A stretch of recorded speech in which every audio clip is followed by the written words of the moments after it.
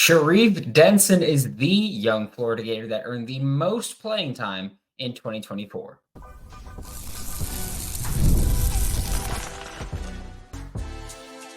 You are Locked On Gators, your daily podcast on the Florida Gators. Part of the Locked On Podcast Network, your team every day. Hello, and welcome back to another episode of Locked On Gators, part of the Locked On Podcast Network, your team every day. Thanks for making Locked On Gators your first listen of the day every day. We are available daily and free reviews of the podcast and on YouTube. Happy Wednesday. I'm Brandon Olsen. Today's episode of Locked On Gators is brought to you by Monopoly Go, and I admit it, I have that competitive side, and I'm a big fan of Monopoly Go, the mobile hit twist on classic Monopoly, which is my favorite board game. So join your friends and download Monopoly Go now, free on the App Store or Google Play. And like I said, Shariq Denson is, I think, the Florida Gator that earned the young Florida Gator that earned the most playing time during the spring game. Like that's what I want to talk about. I'm ignoring all spring practice reports of the short media sessions, what we're told on the inside. I'm telling you that from watching this spring game, there are a few guys that I think really stepped up, a few young guys that I think really stepped up and impressed. And if you're not part of the subtext group, it's joinsubtext.com/LockedOnGators. Links in the description below. I'm going through the list right now of 2 players a day we're evaluating, and I'm sending out the scouting reports strictly off the spring game. And Shariq Denson's on today's report. And I have to say, going solely off the spring game, I really liked what Shariq Denson did. Like, let's start off with he's playing the star position, which for the Florida Gators going into this season, wide open. Jaden Hill played the overwhelming majority of snaps there. Now he's at Texas A&M. So he played the overwhelming majority of snaps last year for the Florida Gators at star.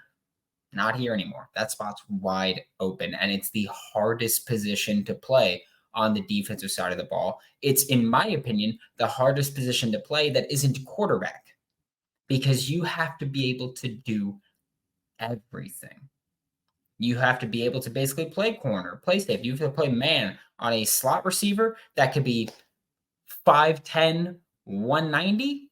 And then you have to play man on a tight end that's 6'6", 255. You've got to be able to play man coverage on both of those guys. You've got to be able to play every type of zone coverage that you can imagine. You got to do it all. You have to be able to defend the run, rush the passer. Hardest position to play. I've said it before. I played corner. I played safety. I could not play in the nickel. I could not do it. Just gonna straight up tell you, I could play both corner and safety. When you put me in the slot, I was like, nah, bro, I'm cooked. I'm cooked. I can't do it. You have to be an unreal level of agile with reactive athleticism. That's just different. You look at the guys that are at the top of the game, and it's insane how smart they are and how reactive athletically they are, right? So I think Shariq Denson he popped out to me in the spring game consistently. Like, you can go back to the third down interception that he had that Graham Mertz threw over the middle of the field, and Shariq Denson just straight up mauled Chimere Dike there. He just went right up over him and like right over the top and just ripped it from him. That kind of ball skill is great. We saw Shariq Denson play a little bit, and just based on what we saw last year and in this spring game, he has improved considerably, I'll say. And so I loved what he did in the spring game. Like, you talk about that interception.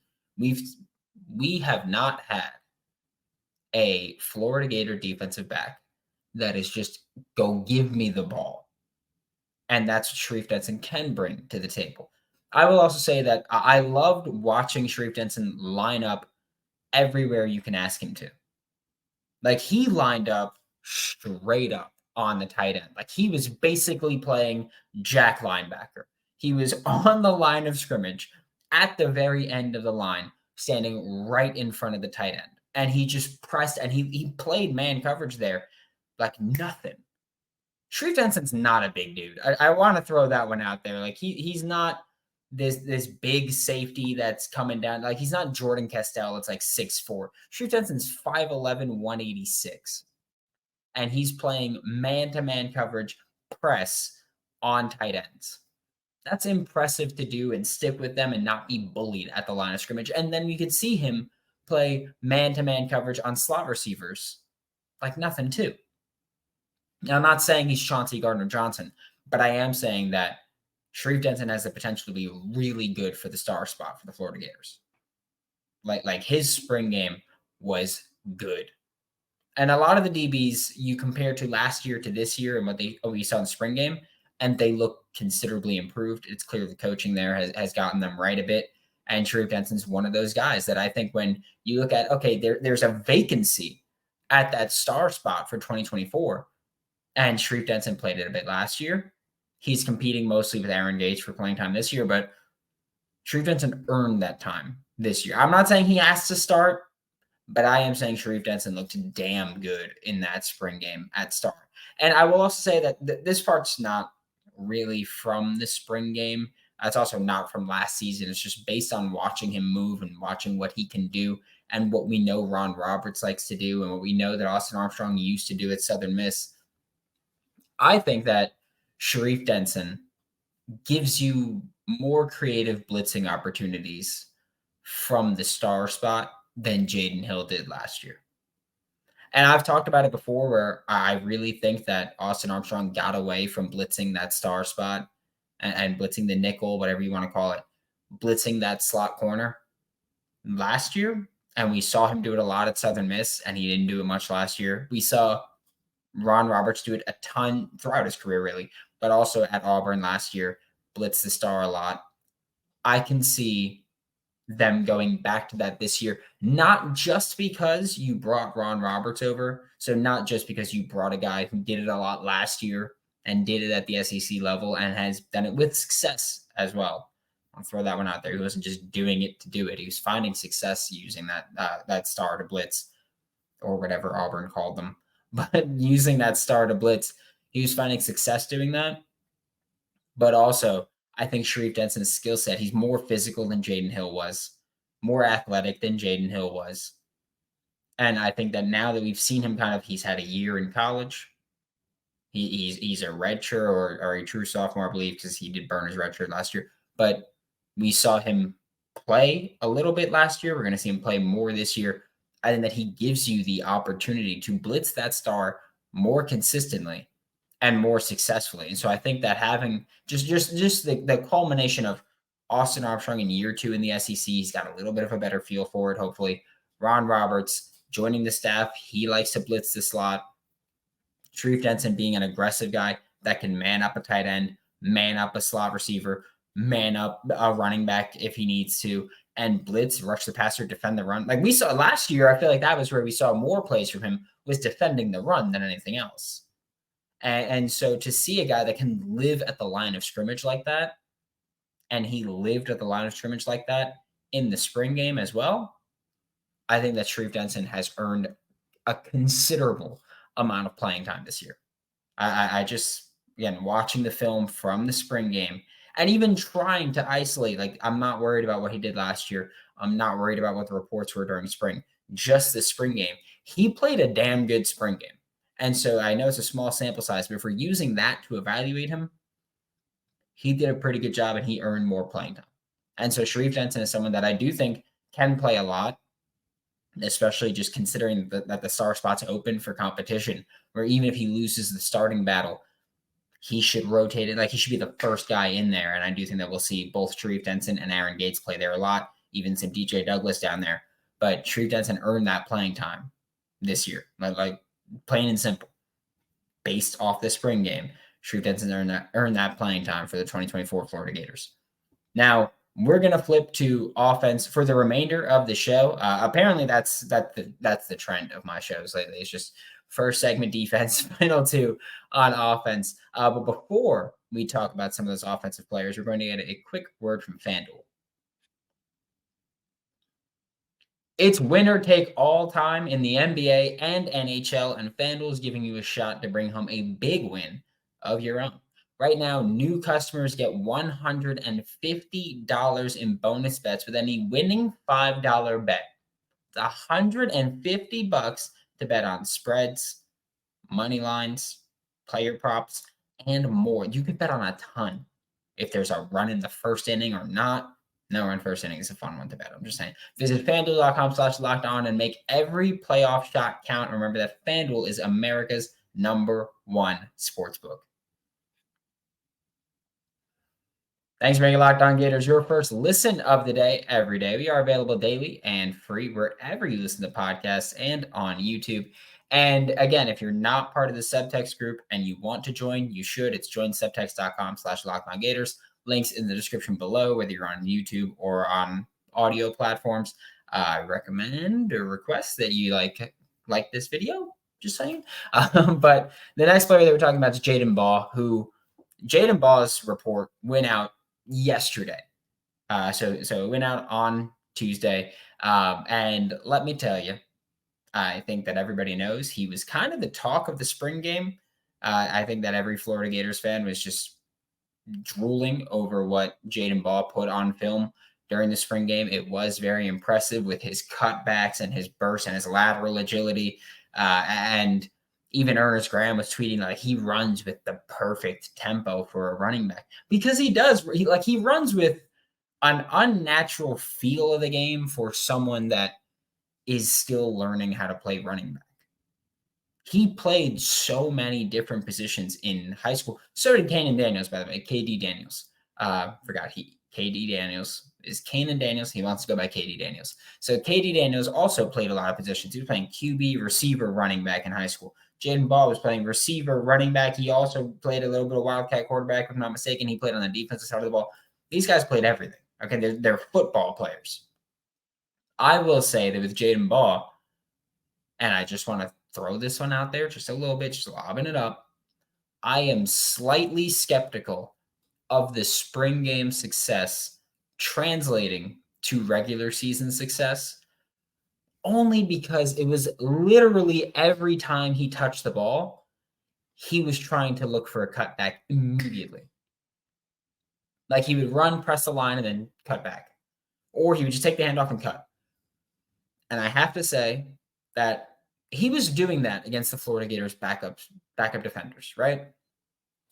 He was doing it against the blue team defense, which the blue team defense was the backup because the blue team offense was the starters. So he was doing it against the blue team defenders. And again, he was finding the cut lanes. He was doing all that. He did a great job. I am slightly skeptical of that success carrying over, just because it feels very boom or bust to me. If you take a handoff and you try to cut back immediately and you're going up against SEC starters, those lanes aren't always going to be there. It's also important to acknowledge that, he was doing that also with the Florida Gators backup offensive linemen, which not many of us are optimistic for the Florida Gators starters on the offensive side of the line. So backups, he was doing it with against, again, backup defensive players. I don't think those lanes are going to be there against SEC starters. So I don't think that you can cut back as frequently as he was. You can still cut back, but you might want to, sometimes you just got to take the ball and get there. But again, the way that he would step up to the line more often than not and then try to cut back is good, because you also minimize the loss of yardage there. Like if you cut back into a defender there and you're right at the line of scrimmage, it's a very small loss, which, by the way, I don't remember him losing any yards throughout the game, just because, again, the cutback lanes were there, or even if they weren't, he would make a man miss afterwards. There was one, I think it was Cam James, that he just put on the ground. It was a sick cutback. It was beautiful. He just took the handoff and just like hopped real quick, and it was a great job there. So I will say I'm slightly skeptical about that carrying over, but if you can get that to translate, looking at a big time contributor there. But aside from the cutbacks, like the constant cutbacks, again, that's my issue is not cutting back. It's that he was trying to do it on every carry. And I feel like that's the kind of guy where we're going to go, why are you dancing around in the backfield? Just get up and go when you lose yardage, which reasonable. And also true freshman, first year fully playing running back. Those are going to be some issues. But that and pass protection were the only negatives that I really wrote for him from the spring game. And even then, pass protection, he had one rep one pass pro rep that I marked as like a full pass pro rep, not chip a guy and run. But one pass pro rep, and he whiffed on it completely. I have no problem saying that. But again, he's a true freshman. They are almost always terrible at pass protection. Like, it's not a thing that you learn frequently in high school. I remember when I was playing high school ball, I remember the running backs there trying to be taught to pass protect, and it was just the worst thing ever. It was terrible. Quarterback got hit pretty much every time. It was disgusting to watch, but also kind of funny. Besides the point, true freshmen are almost always terrible at it because it's so rare in high school that you ask a running back to pass protect. One, because teams tend to run so much in high school that the running backs are usually running the ball. And two, when you do throw, you're not usually asking the running back to pass protect. They're usually leaking out, catch the ball, run after there. But when you look at Jaden Baugh in that spring game, first off, what stands out is his size. He's a massive human being for a true freshman running back. Like, I don't even remember what he's listed as technically. I'll look it up right now, but he's a massive human being for a running back. It's like for a true freshman running back too. He's a big dude.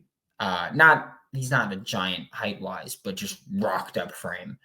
So his size stands out immediately. Just cut on the film, and you look at him, and you're looking at a dude that's just standing out broad shouldered. It's ridiculous. Wild to see for a running back. The athleticism is clearly there. Like even if the cutbacks are what gives me a little bit of pause as to whether or not he's going to succeed right away, being able to stop and start at the frequency that he does or at the rate that he does and just easily like take the handoff, run up, cut, like to be able to do that, he doesn't lose much speed, or obviously he loses speed on the cut, but like he gets right back up to the speed. So his athleticism stands out a ton, and his skill as a ball carrier. We saw a couple of times where he brought out a little bit of a stiff arm and it was nasty. You look at him consistently keeping his legs churning as a ball carrier. He's fallen forward almost every time. He's got that clear power. I'm not sure how early he contributes. What I do want you to do is whether or not we see him much against Miami, I'm not too concerned. Against Samford, I want to see Jaden Baugh get the ball a lot. Like, I want to see you force feed Jaden Baugh against Samford, just because like there are not many times where you're going to get to feed a true freshman running back this year with this schedule. It's just not something that's going to happen frequently. So I think you just give him the ball as frequently as you can in that game. Jaden Baugh's with is just under 6'1", 240 for a true freshman running back. It's just nuts. But I think you just give Jaden Baugh the football a lot against Samford, and you let him get up to speed, because that'll, again, it's Samford. It's not the SEC. It's not even the ACC or anything like that. But you just let him get the ball in real game situations. You let him get the ball there, do his cutbacks if he wants to, figure out if he's going to be cutback happy in game or if he's going to just take what's there sometimes, and you let him get up to speed a little bit. I want to see Jaden Baugh and KJ Daniels get the ball a ton against Samford this year. Figure out what they're going to do in games consistently. Also, and I sent this to the subtext group yesterday when I was preparing this episode, that I was just like, I just want you to know, like, I want them to get the ball because I feel like they both might be rhythm runners where you got to let them get the ball a little consistently, get the ball, just figure out what they're going to do, figure out what they do in actual live game situations. So every time that you have a bit of a lead, I would like to see them come out and get them up to speed. Because I don't think you can just go, oh yeah, Miami first game, just feed them the rock. I think you're going to want to give Montreal the ball a lot in that game. Start the year 1-0. He's probably going to give you the better chance. But Jaden Baugh is someone that I think has earned playing time.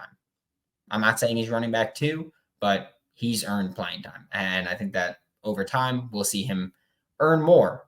He might be a little boomer bust at the beginning, but a lot of times with running backs like that, like you look at freaking Saquon Barkley, 2nd overall pick in the draft. He was so boomer bust. But when you have boom as often as Saquon does, you live with the bust every now and then. Like, yeah, like he's averaging 6 yards a carry because he's going, gain of 1, gain of 2, loss of 1. gain of 43. Like sometimes you live with those. And if that's what you're going to do, if that's what you're comfortable living with, then that's what you live with. And for Jaden Baugh, he might just be that kind of guy, but there's a role for those kinds of guys as well. But again, if you're a rhythm runner or if you're that kind of boomer bust guy, you've got to get the carries to hit the boom. And I think that Jaden Baugh has earned the opportunity to be given those carries. We are about to stick on the offensive side of the ball. We're moving out of the backfield, though. But first, we're going to get a quick word from Monopoly Go. All right, game off. We got to pause here to talk more about Monopoly Go. And I know what you're saying, flag on the play. You already talked about that at the beginning of this episode.